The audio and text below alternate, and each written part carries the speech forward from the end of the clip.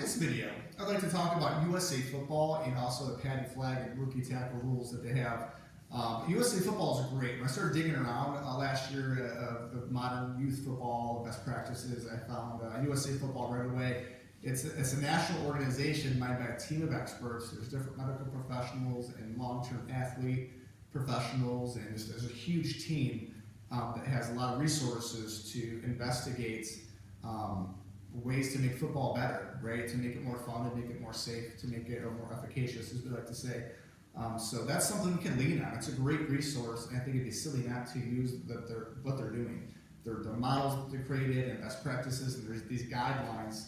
So I want to share some of the information with you. Instead of us just recreating the wheel, this is a great model to use. And I think when you think of youth football, sometimes you think of the old school model, right? Just, youth football is not what it was 10 or 20 years ago, and I saw a statistic that 85% of parents think youth football is safer than it was 5 years ago because of these changes that have been made through this organization.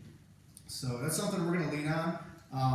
And at the top of it is really what is the end game of youth football or any sport. A small percentage of kids are going to end up playing in college. So really the point is whole person development, right? It's teaching lifelong physical health through a platform of sport, right? So that's what end game is helping kids become great, So and to be healthy and strong and to learn some things that are going to carry over to the rest of their lives and the different parts of their lives, right? At school and at home and the community.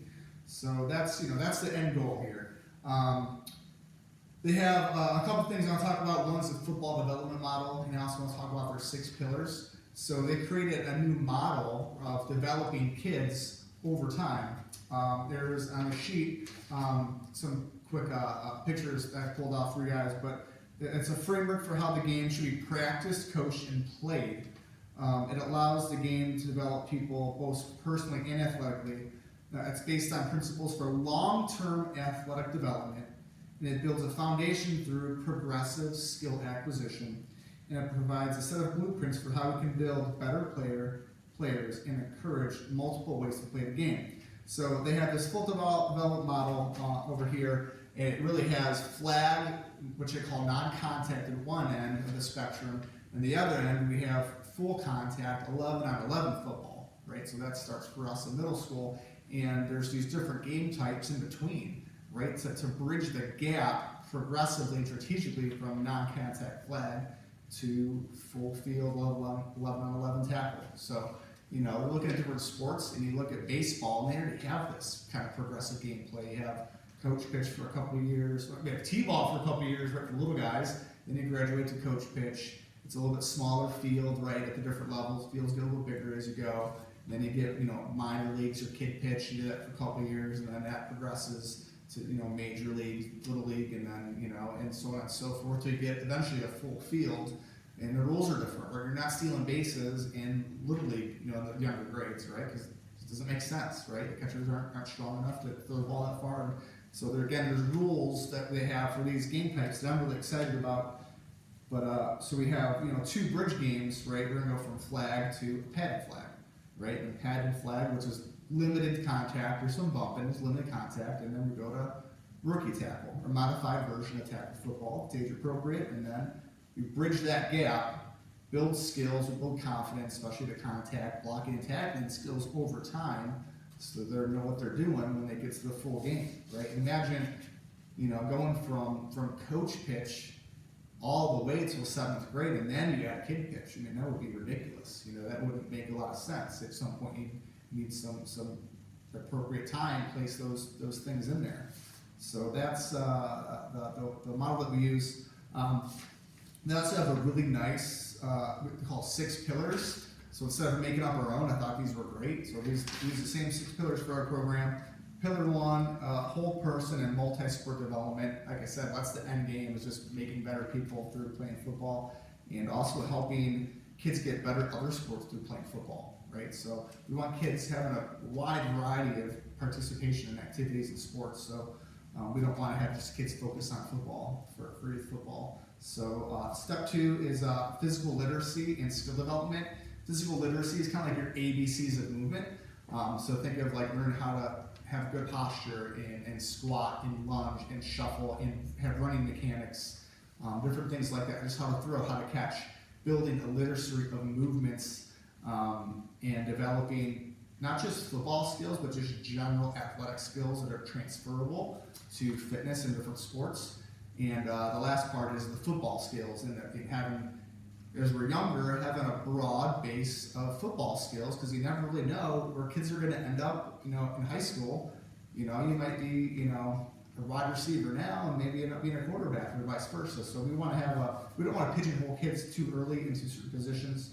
So we do want to have a broad base of skill development, and then over time, as kids get older, they will start to just have an affinity for different positions, and having that balance of some broad exposure to football skills, but also balancing that with the positions they're good at and they like, and making them better at those. We try to balance those out, and as they get older, the scale kind of tips from broad to more specific skill development.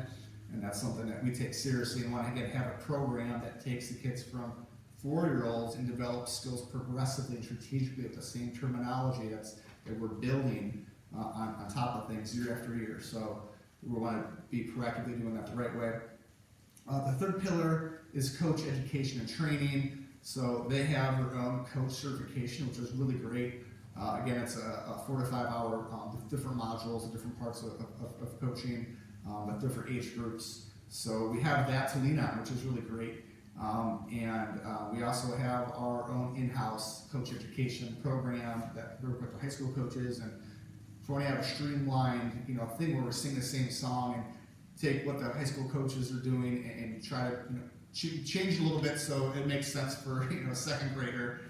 We get the same concept and maybe change some words, but we're all on the same page. So it's really K to 12, it just kind of flows all the way through.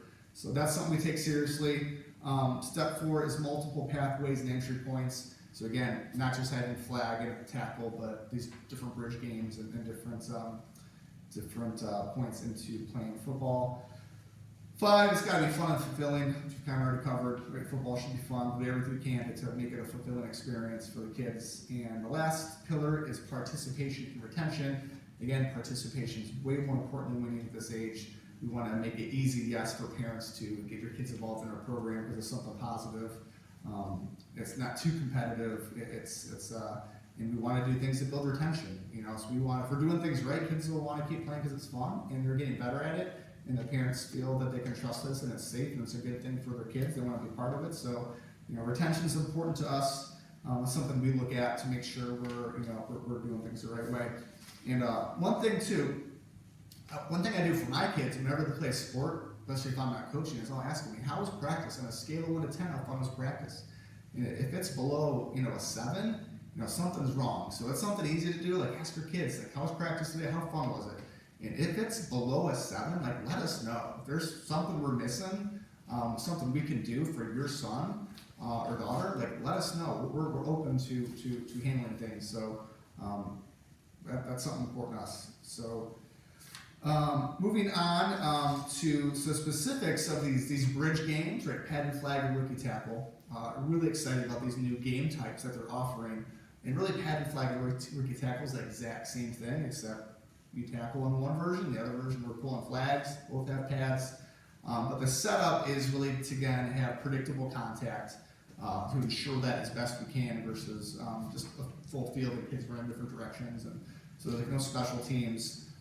It's in a smaller field, number 1, so it goes from the 40-yard line in. So we can have 2 games at once on a varsity field, and we're in between the numbers. So we're not having kids running full speed on a big field. We can kind of condense it. So that's that.